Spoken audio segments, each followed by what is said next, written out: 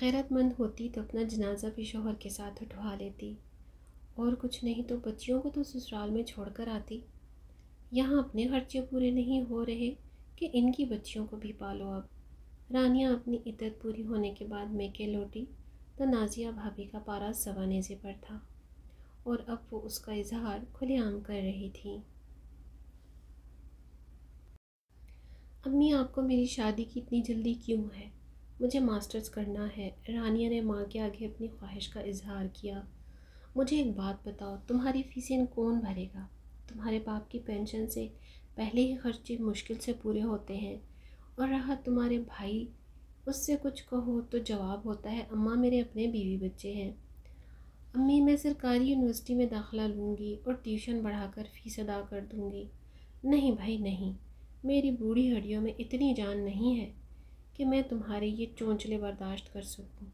کماؤ پوت لڑکا ہے، خاندان بھی اچھا ہے، شادی کرو، گھر بساؤ اور میری جان چھوڑو۔ نہیں کرتی میں ماسٹرز امی، کم از کم بیوٹیشین کا کورس ہی کرنے دیں مجھے۔ ڈگری یافتہ نہیں، ہنر یافتہ تو ہوں گی۔ یہ ساری باتیں فالتو اور فضول ہیں۔ گھرداری سیکھو اور شادی کے لیے خود کو تیار کرو۔ رانیہ کے ساتھ بھی وہی ہوا جو پاکستان کی 80% لڑکیوں کے ساتھ ہوتا ہے۔ محض انٹر کے بعد ہی صرف لڑکے کی قابلیت کو دیکھتے ہوئے پیا دیش سدھار دیا گیا اسے۔ رانیہ کو اپنے خواب ٹوٹے جانے کا بے حد افسوس تھا، مگر پھر گھر شوہر میں مصروف ہو کر وہ سب بھول گئی، اور اوپر تلے ہونے والی 2 بیٹیوں نے بھی اس کی ذمہ داریوں میں اضافہ کر دیا۔ مگر پھر ہوا کچھ اس طرح سے جو کسی کی بھی سوچ میں نہیں تھا۔ فاروق بائک کو ٹرک سے ایسی ٹکر ماری کہ فاروق موقع پر ہی جاں بحق ہو گیا، اور رانیہ کی دنیا بچوں سمیت اندھیر ہو گئی۔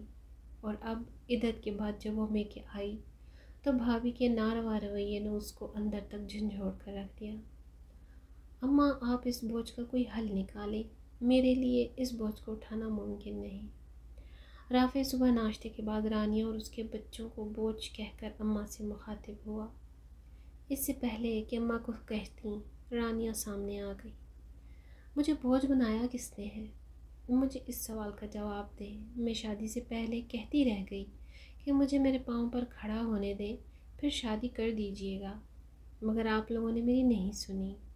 میں مانتی ہوں شوہر کی کمائی کا مقابلہ بیوی کبھی بھی نہیں کر سکتی، مگر اپنے شوہر کی دنیا سے جانے کے بعد آج میں اس قابل تو ہوتی کہ فوری طور پر اپنی بچیوں کے لیے کچھ کر سکتی، مگر ایسا نہیں ہو سکتا، کیونکہ نہ میں ڈگری یافتہ ہوں اور نہ ہی ہنر یافتہ۔ مگر آپ فکر نہ کریں، میں اپنا اور اپنے بچیوں کا خرچہ اٹھانے کے لیے کچھ نہ کچھ کر لوں گی۔ ہاتھ پاؤں سلامت ہیں، چاہے جھاڑ پونچھ کرنی پڑے یا پھر کھانا پکانے کا کام کرنا پڑے، کچھ بھی کروں گی، مگر خود پر اپنی بچیوں پر بوجھ کا دھبا نہیں لگنے دوں گی۔ یہ کہتے ہوئے رانیہ اپنے کمرے کی طرف چلی گئی، مگر ایک بات اماں اور بھائی کو سمجھا گئی کہ جب بیٹیوں کو خود بوجھ بنایا جائے، ڈگری اور ہنر سے محروم رکھا جائے، تو پھر بیٹی کو بوجھ کہنے کا حق بھی حاصل نہیں۔